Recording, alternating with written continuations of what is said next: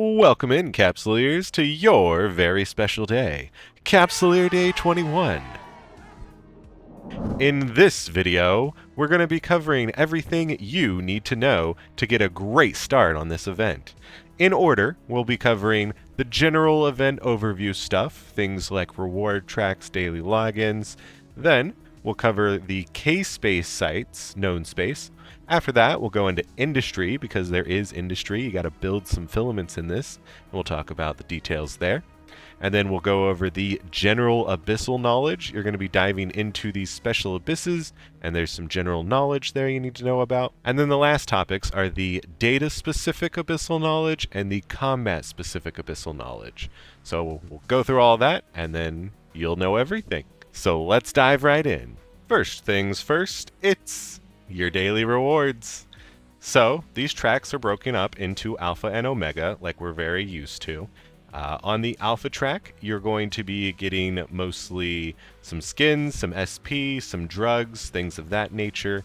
And your skins are going to be for like exploration frigates or hauling ships. Nothing too crazy or special, but normal good use items, especially for Alpha players. And then the Omega track is you're also going to be getting more SP, some more skins for interesting ships. So you got like Mechabol, Rodiva, Kizriel, and then everyone's favorite Marshall and Zenitra for your final ones. Everyone's got a couple of those laying around, right? But then also, because this is Capsuleer Day, happens every year, the Omega players are going to get a copy of each of the SOCT ships.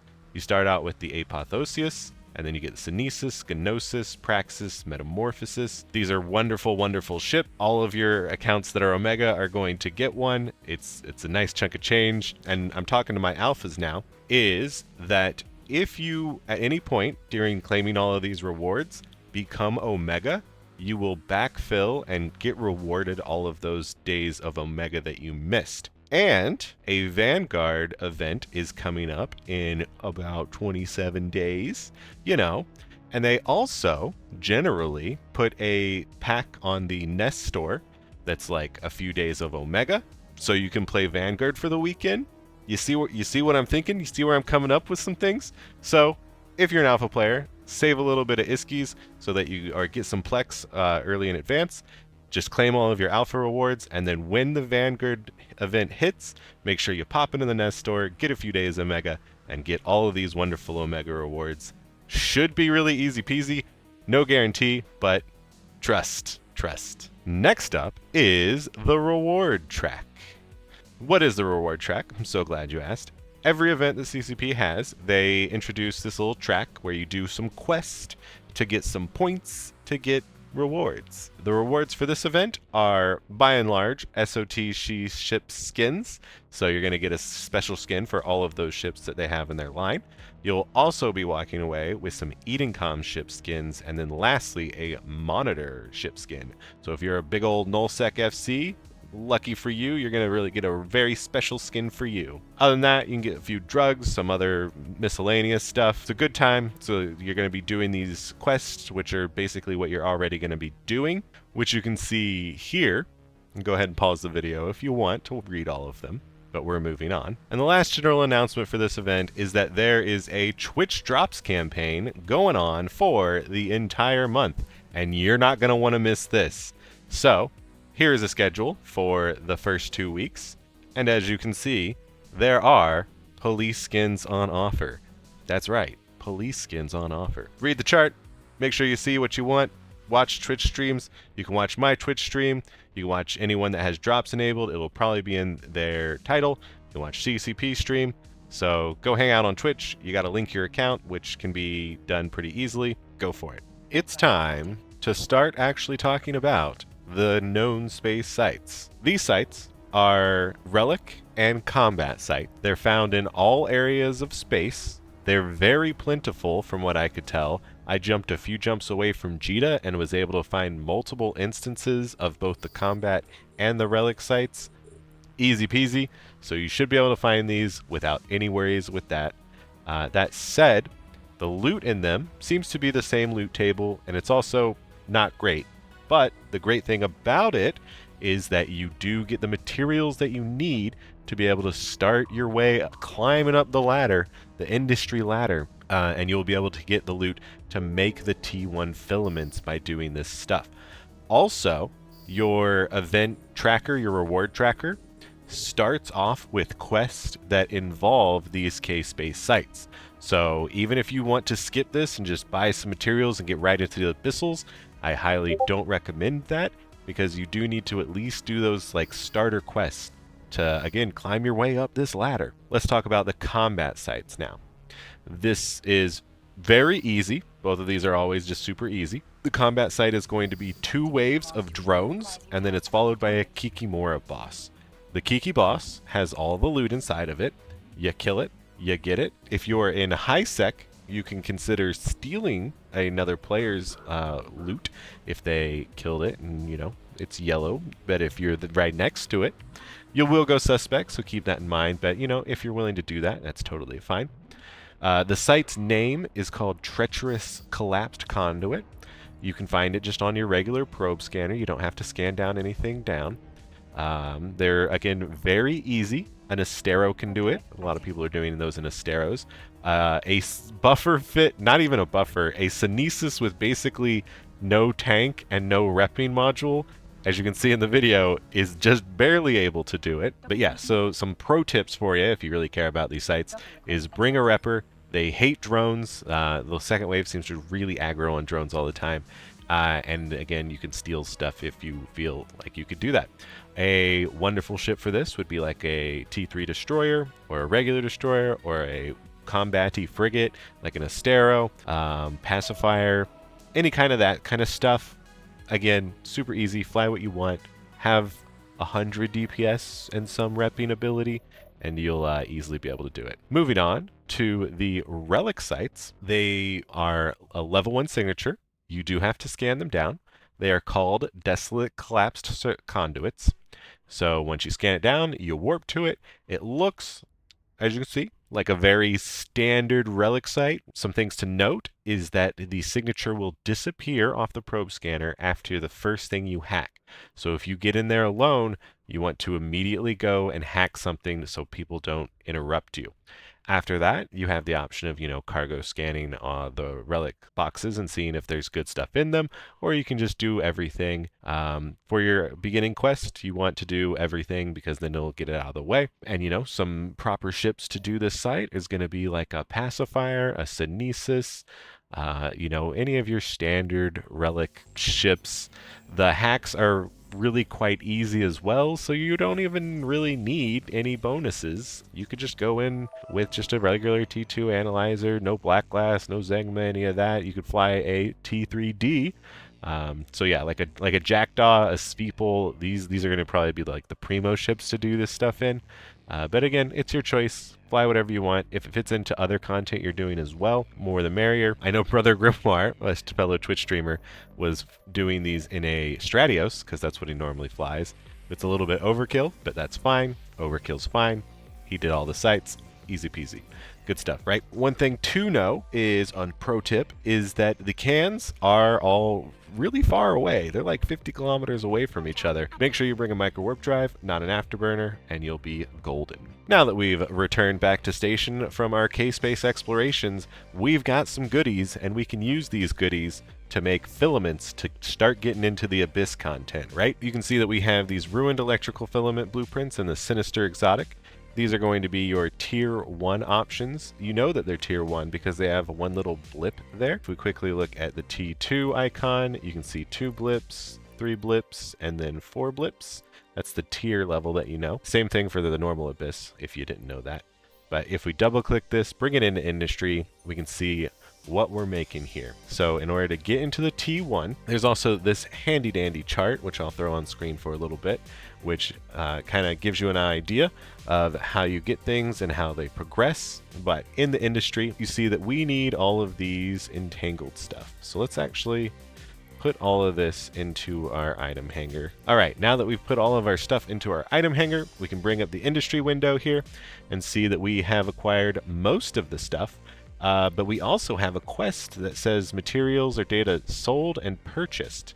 So we are going to be using the market a good deal here to get the stuff that we need when we need it. So we can go ahead and view market details here. Let's purchase 5 of these bad boys. Participate with the Commonwealth. And then we also, all of these filaments are going to take a little pittance of minerals. If we go ahead and look at, spoiler alert, the T4 stuff, we can view this in industry, and we know we're going to need a little bit of Mexilon, Isogen, Pyrite, and Tritanium. So if you are not basing in jita, you just make sure that you pick up some of these minerals to be able to craft all of your wonderful filaments. If we go back into the one we're making, with industry as well, if you hover over this button here, you can go to right click and buy missing materials.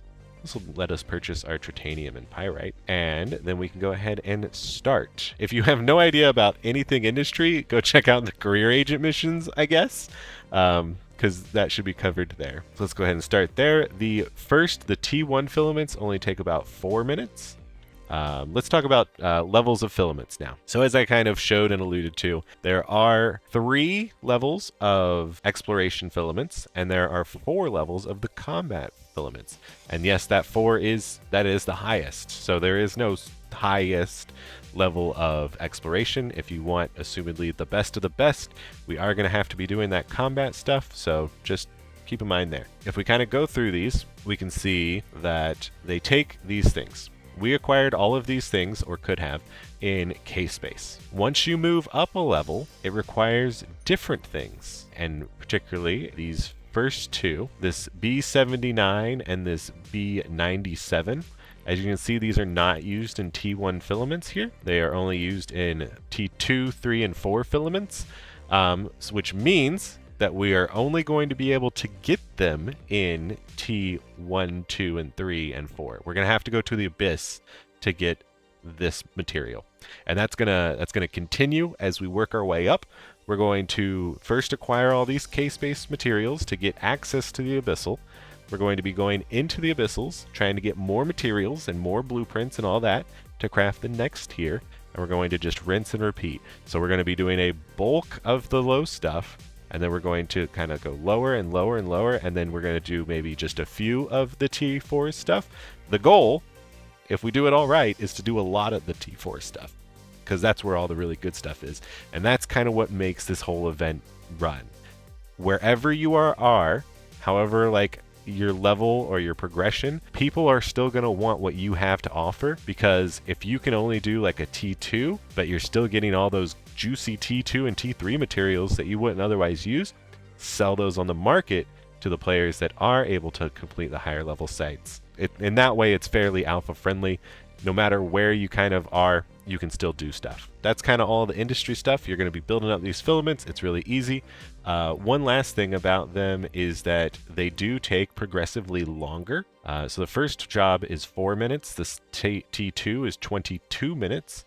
The third is an hour, and the T4 is 3 hours.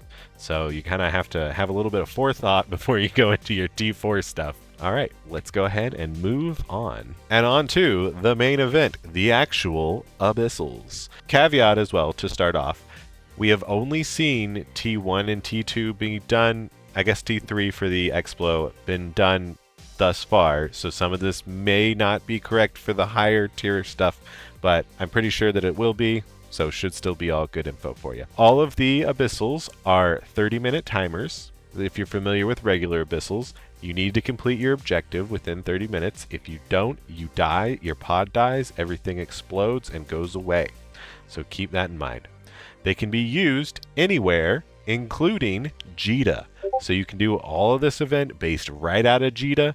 And maybe that's changed for the T4, we'll see. But for the start, jita is your go-to place. Plus it has the market that you can buy and sell and trade. In these Abyssals, there is weather effects. So it will tell you what the weather effect is when you read the blueprint. It'll say like electrical or gamma, firestorm. As you see on this chart, again, the combats change their weather and the relics don't change their weather. They are always electrical, which does give you a capacitor bonus, so that's pretty nice. The weather effects seem to be always set at a minus 30% resistances. This may change for higher tiers. This may change just statistically. We may have gotten it wrong. Do continue to check that weather and see if it does stay at that consistent 30% mark there. There are speed up and down clouds, which will also show when we get into the Abyssal. But just know that they exist. They will make your ship go really fast or really slow. They also have signature modifiers, signature radius modifiers. So you can use these to your advantage, and hopefully you don't mess up and ruin your ship by using them. Unlike regular abyssals, the edges of these abyss, so you're in a big old sphere. It really helps if you've done any abyssals before to kind of know what's going on, but you're in a big old sphere, and if you go outside of that sphere, instead of dying or taking a lot of damage, you will do a micro jump drive to the other side of the sphere and keep going forward. So it'll always keep you looping around into the sphere. Think like Pac-Man style, right? What can you get in these abyssal sites? I'm so glad you asked. Loot. So again, it seems to be the same loot tables for the combat and the relic sites. All of the loot is compressed into like one loot box for the combat at the end when you kill the boss. There's also like a side box thing, so there's 2 boxes to keep a lookout for. You can get, and here's the big ticket item, to our knowledge, there might be a bigger ticket item out there waiting. You can get Genolution pod implants. So if you know what genos are, they increase your like natural stats, and they're like slot 1 through 5. They're a really interesting but very good implant set, and you can get them again. They were limited. We didn't know if we would ever get them again, but now we can. You can also get some more standard fare. You can get training boosters, skins, event clothing, and kind of the default moneymaker is you're also going to be getting red loot and relic loot, specifically in the relic sites. So let's actually do a data abyss, shall we? We can see what it looks like and all that good stuff. So join me. Here we are over in Jita. You do need to make sure that you are in a fleet to use your filament. We got it in our inventory here. All right, double click. Read all this if you want, but we've pretty much covered it. Oh, I don't know if I've actually covered this. Ship restrictions. These are pretty important. In a relic abyss, you can only bring a T1 Expo Frig, a covert ops exploration frigate, a pacifier, or an Astero. Note that I didn't say metamorphosis. You can't bring a metamorphosis into the SOCT event because CC please. But yeah, it'll tell you what the electrical storm does, the ship restrictions, all the time limits and stuff. And once you're ready, you can hit activate. And we'll be pulled on in. So as we go in here, we have our 30-minute timer, and you will notice there are a lot of cans. You can zoom out here. We can see all these cans kind of scattered to the 4 winds. They are over here. But if you will notice, they are all within 70 meters. So what we're going to do, we fit our ship, and I will link the fit down below. We made our ship so that we can cargo scan all of these bad boys, see if there's anything useful in them, i.e. like event stuff. Because right now we're in the lowest tier abyss, so it's not going to be like worthwhile stuff except for trying to get into the higher tier stuff. So we're going to use our mark. You can, by default, it's like 1, 2, 3, I think, but I changed those to my modules. I've since changed my mark stuff to the F keys. So I just like hold down F, and then I can mark this as 1. And then I scan the next one. And 1 is something I want, 2 is something I don't want. Here, we're getting a Geno in a friggin' T1? That's crazy. Estimated value of 100 million ISK. We're going to try and sell this immediately, because once people figure out that the Genos are back on the table, it's going to be pickings. All right, nothing in there. Another filament, so we do want that. And nothing in there. So I'm just marking 2 the things I don't want, and then 1 the thing I do want. Then we can right-click our anchor and unlock all targets. Let's go ahead and target these bad boys and rinse and repeat. We got a disastrous, a T3 filament, at least a blueprint of it, so that's pretty cool. We got some materials. I like materials. We got nothing. We got nothing again. Nothing again. And some materials. Go ahead and unlock all. Get this last can. We can claim our reward. And nothing in there. All right. So now we're going to lock all the cans that we do want, and then we're going to try and like track our path as best we can, which actually seems pretty difficult, but it looks like we'll start over here.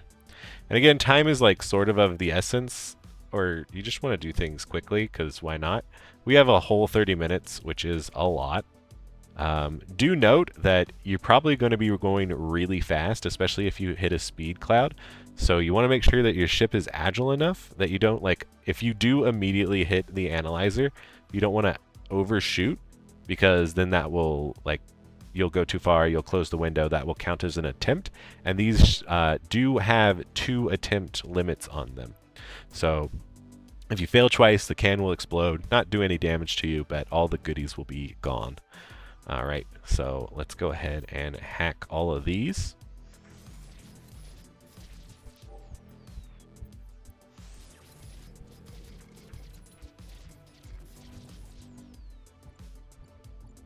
All right, and some other things that I need to talk about before we finish hacking is you can see these clouds. These are the speed up and down clouds. So let's fly right through it. You can land in it. It's called a tachyon cloud.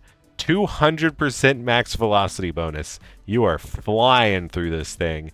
Minus 50% inertia bonus, which means you will turn really quickly, so that's actually pretty nice. But there is a 100% sig radius penalty. So you are going really fast. They are also a much larger target to hit.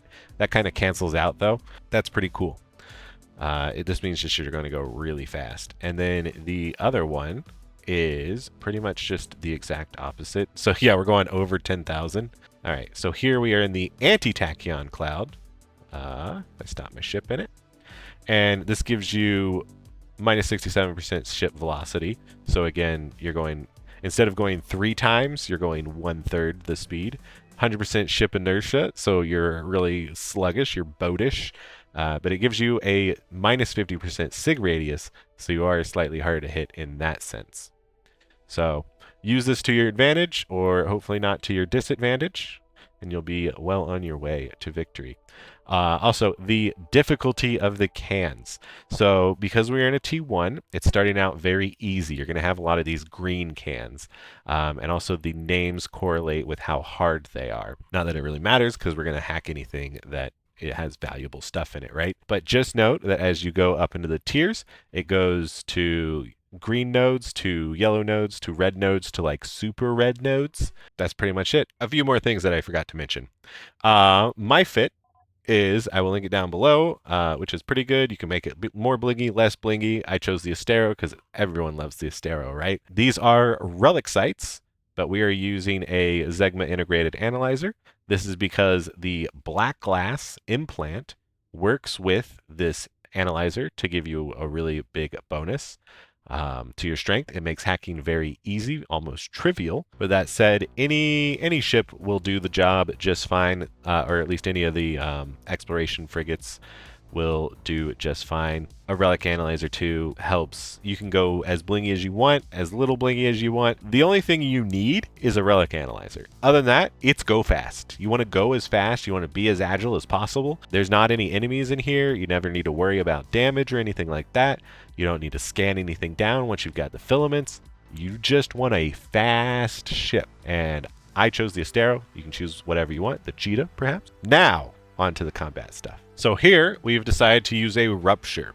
Why a rupture and not a hack? Because the site, all of these filaments, T1 through T4, have a requirement that you can only use the basic combat T1 cruisers. So that's going to be the Omen, Caracal, Thorax, Stabber, Mauler, Moa, Vexor, Rupture. Not even the Bellicose gets by here. I would love to fly a Bellicose here, but alas, my dreams are ruined.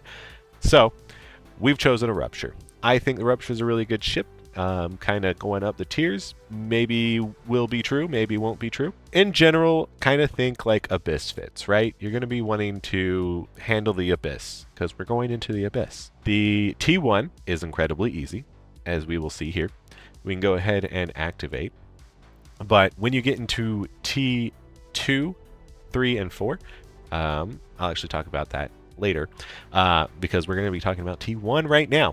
We're entering a T1 combat site here, and as you can see, there are 2 enemies. You will, just like an Abyssal, when you land in, nothing will be happening. But weirdly, these guys in a T1, we can go ahead and target them.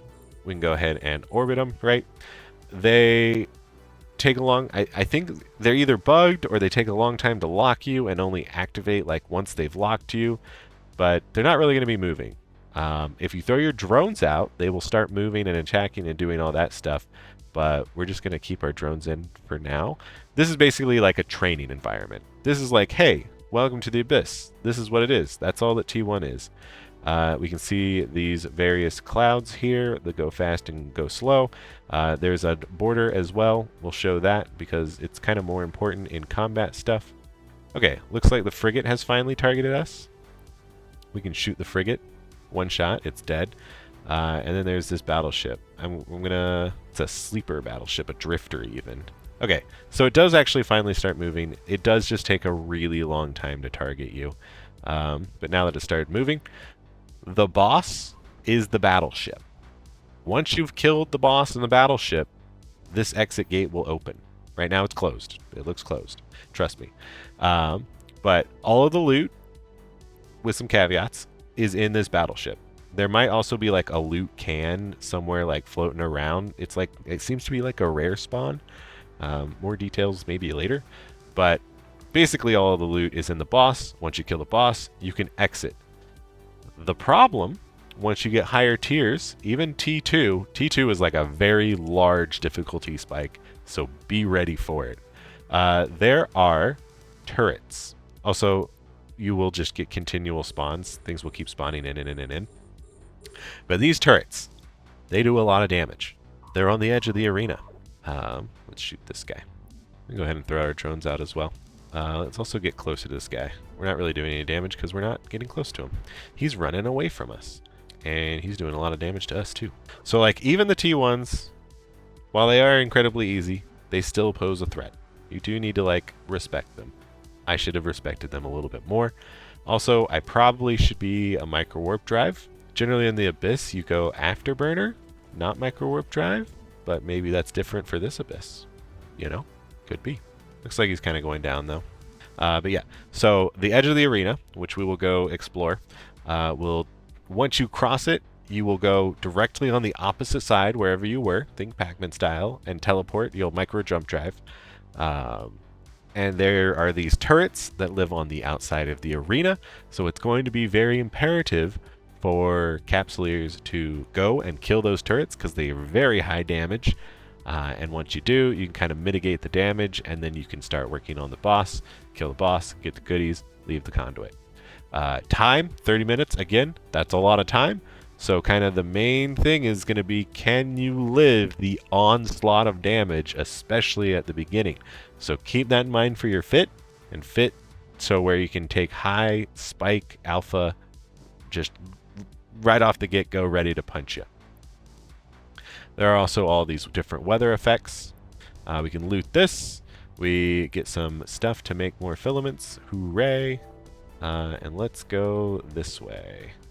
Let's also just overheat our afterburner, just so we can go faster. Maybe look for a cloud. I don't see any cloud. Clouds are a lot harder to see in the combat one.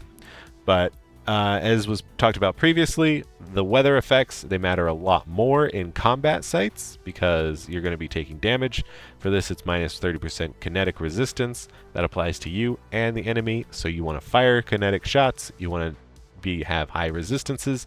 And for this reason, it will be optimal to have a different ship for each tier of Abyss. You can maybe get by with the lower ones by just using a good ship. That's kind of what we're doing with this Rupture here. We're going to hope to get to hopefully T3. I think this Rupture... So the idea is that we eventually bling the Rupture for T4 stuff, because I think that's going to be the go-to ship.